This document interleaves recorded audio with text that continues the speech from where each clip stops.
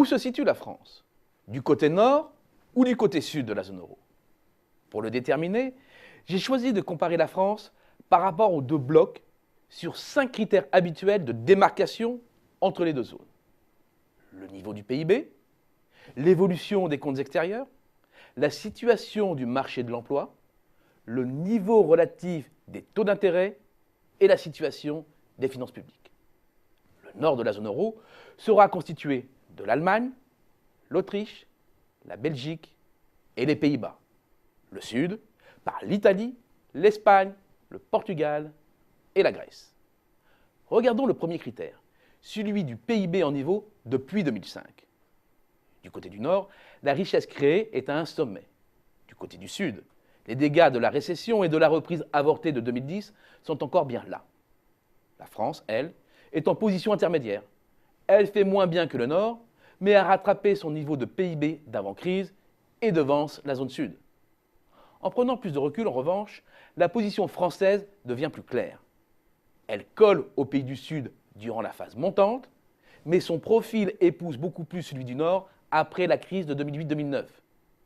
Sur ce premier critère, la France penche au Nord. Second critère, les comptes extérieurs. Le Nord continue d'engranger de confortables excédents courants. Le solde a été propulsé au-delà de 250 milliards d'euros en 2013, selon nos estimations. C'est son record historique. Pour sa part, le Sud est passé d'un déficit abyssal à un léger excédent. Le fossé s'est réduit, mais il reste important. Quant à la France, elle se démarque en restant dans le rouge. En matière de comptes extérieurs, la France verse sans conteste du côté du Sud. Troisième critère, le déséquilibre du marché du travail appréhendé via le chômage.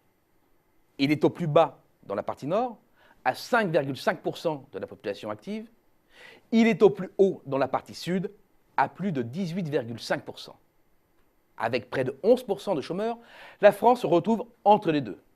Et compte tenu de la dynamique actuelle de l'emploi, elle va y rester. Pas de vraie démarcation donc sur ce critère. Les conditions d'emprunt des États maintenant, mesurées par le taux des obligations d'État à 10 ans. L'écart s'est resserré courant 2013 entre le Nord et le Sud, signe de l'apaisement des craintes des marchés sur la stabilité financière de la zone euro. Mais les taux exigés au Sud sont toujours très élevés, à plus de 4,5% contre à peine plus de 1,7% pour la partie Nord. La France, avec 2,2%, colle au Nord. Une marque de plus donc du côté bleu sur 7 items.